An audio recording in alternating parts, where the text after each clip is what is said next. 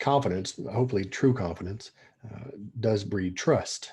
And so you talk about truth, obviously some of the share some of the same root words as trust or trustworthy. Yep. Because if you look at it, say, here, I'm going to get logical here, is that the definition of confidence is an assurance in one's abilities. Yep. And so the way that I take that is if I'm assured in my abilities, and I display that in my actions, then people see that. And if I can be assured in my abilities, then they can be assured in my abilities. They might look at me, okay, well, Ed seems really assured in his abilities with therapy and counseling and coaching. And he seems to be able to carry himself that way. So he's outwardly showing his assurance. And this is why I never back down from saying, I'm a good therapist. I'm good at what I do in session with someone. And if you're don't really understand the context of that, you might look at that, well, that's kind of arrogant to say. But no, I'm giving them openly and outwardly the assurance that they probably desperately need at that point if they're coming to me for help. So it's Correct. it's not this, it's not an arrogant thing. It's let me be trustworthy here. And of course, I have to follow that up with my subsequent actions from there on. But it's that trust. And Yeah. if I do that, if I act confidently, then it's almost like what would you say? I'm a channel for that truth, whatever the truth may be, Mm. whatever the truth that someone else may need to hear. And I guess at that point, they now I'm trying to think from more of your perspective here. It's now they have a choice as to whether they want my truth or not, or Mm. uh, my personality, my presence, right? And so if Yeah. they don't, but you're honest and you can't get there if you're just agreeable, like what you were saying. Yeah. So that's a fascinating thought, man. Mm. Thanks for that. You know what's interesting? But well, firstly, a quick note. If you didn't believe that you are great at what you do, I don't think you'd have any business being a therapist or being a coach. You need to trust yourself because confidence inspires confidence in people, and people coming to you and I for help, like they need that vote of confidence from us, right? And that Hmm. inspiration. However, what you mentioned just there is interesting because it sounds very, very similar to my teachings on confidence. So this is how it goes. It goes truth, which is what we just spoke about. The second one is trust, which is what you just mentioned.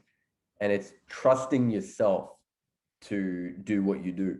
It's like the example that I give in the actual lesson is when I first started Mind's Eye Status. When I started this company, I didn't know what the technical steps were going to be.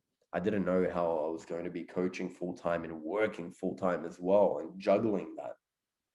However, because I knew that it was my heart's truth, I trusted myself and I trusted God. And it gave me tremendous confidence. The third is reality.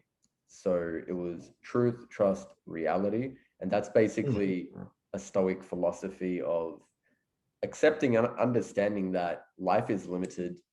We all have, a time limit, and we have very limited time to do something magnificent in this life that we have in this brief blink of a moment in this universe. And that gives me confidence, and I find it gives my clients confidence as well when you just come to terms with the fact that it's like, look, we don't know when it's going to be our last day here, so we better stop worrying about the petty little things, and that gives you confidence. But the final one is responsibility. Taking responsibility for any insecurity, any challenges that you have in your life, and owning it, that gives you confidence, absolute confidence. Because then when you take responsibility, what's changing there? You're taking yourself out from the victim mindset and you're being proactive, and you're actually saying, I am the leader of my life. I'm not sitting in the back seat. I'm taking responsibility for all the stuff going down right now. And Mm-hmm. that tends to give me a lot of confidence. There is something about taking the initiative, taking responsibility, um, taking on things, period, taking on difficult things. And Yeah. we've already mentioned Jordan Peterson a couple of times. He talks about that a lot. He talks about picking up your cross, go find the biggest cross you can bear and pick it up. Yeah. And it's really sort of the meaning that you're able to get out of that. And it's to me, it's really easy to be confident with things when they're meaningful to you, and you can derive the meaning from that. And particularly if you can voice that and hopefully give that somehow, to turn that into a gift for others, which I would say is a lot of what you and I do in our respective fields of work here, is that we've taken things that have been meaningful to us. I've heard some of your story, and I think anybody who can do meaningful work like what we're doing is going to have some sort of meaningful story behind that, of how they came to that. And then Yeah. and it's usually not always a pleasant story. Yeah. There's some suffering involved in that, but it's that um, being able to take responsibility with that, to derive meaning from that, and then turn that into something useful for the world. And that's a